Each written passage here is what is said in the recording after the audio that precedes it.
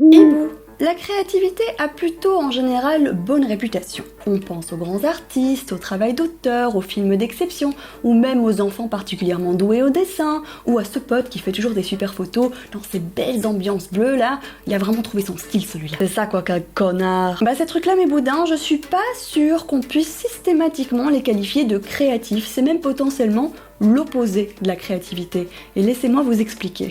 Déjà, on arrête avec cette histoire de cerveau gauche analytique, cerveau droit créatif et compagnie. La créativité implique de nombreuses zones du cerveau, surtout l'hippocampe, le cortex frontal et les noyaux gris centraux. Parce que la créativité, c'est pas du tout une fonction basique de notre cerveau, c'est plutôt complexe en fait. Et du coup, vu que nos deux hémisphères communiquent, croyez bien qu'ils ne se privent pas pour se partager le boulot créatif. Ceci dit, dans une étude de l'université de Drexel, et c'est là où je veux en venir, il apparaît que ce ne sont pas du tout les mêmes zones du cerveau qui sont mises à contribution en fonction du niveau d'expertise de l'individu créateur. En fait, cette étude qui a analysé les électroencéphalogrammes de 32 musiciens de jazz de tout niveau suggère que la créativité pourrait changer de camp en fonction du niveau d'expérience d'une personne. D'après leurs analyses, les musiciens inexpérimentés faisaient plutôt appel aux fonctions créatives de leur cerveau pour s'en sortir dans des situations non familières, alors que les musiciens expérimentés, eux, même dans l'improvisation, utilisaient plutôt des fonctions analytiques de leur cerveau pour reproduire ce qu'ils avaient déjà appris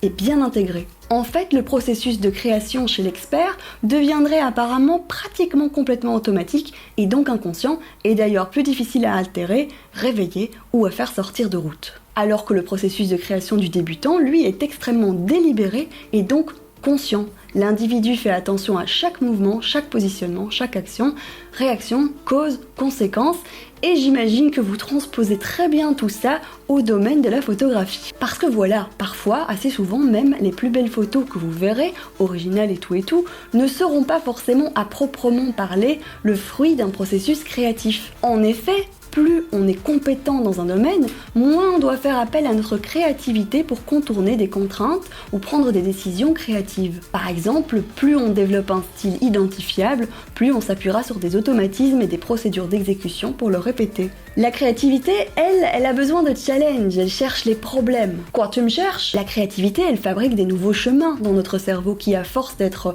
empruntés, n'ont plus du tout besoin d'impliquer 14 000 broles dans le cerveau pour fonctionner. Ça veut dire que très souvent, même une image nulle, où le mec a essayé de fabriquer une lumière bizarre, d'utiliser une nouvelle technique ou a tenté un type de photo ou de sujet pour la première fois, peut avoir requis bien davantage de créativité au sens propre que l'image toute belle réalisée au millimètre du mec super calé qu'il a déjà décliné 100 fois. Ça veut pas dire que les grands artistes ne sont pas créatifs, juste que leur processus de création, libéré par leur expertise, ne repose plus autant sur des mécanismes cérébraux créatifs. En fait, ça dépend surtout de la définition qu'on donne à la créativité. Si on parle de l'habilité d'un individu à générer des idées et des solutions nouvelles, alors en effet, certaines zones situées dans l'hémisphère droit du cerveau joueraient un rôle majeur. Mais si on parle du produit fini de haute qualité, alors ce sont plutôt les zones situées à l'arrière de l'hémisphère gauche qui seraient en cause. Ce qui est bien avec cette histoire, c'est qu'elle ouvre une nouvelle porte de compréhension de ce qu'est la créativité, mais surtout, elle m'encourage à vous rappeler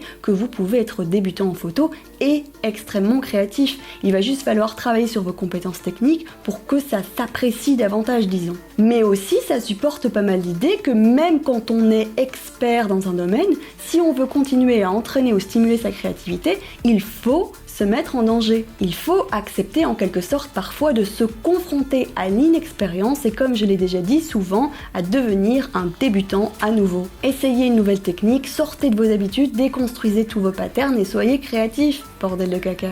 En tout cas, j'espère que vous avez apprécié cet épisode parce que personnellement, la créativité est un sujet qui me passionne, je sais pas si ça se voit. Bien sûr, j'ai juste gratté la surface, mais si ça vous a plu, montrez-le moi. Un like, un commentaire, un abonnement, et le top du top, pourquoi pas un partage. Allez, il est maintenant temps de vous dire salut les boudins et à demain matin pour un nouveau Créatino.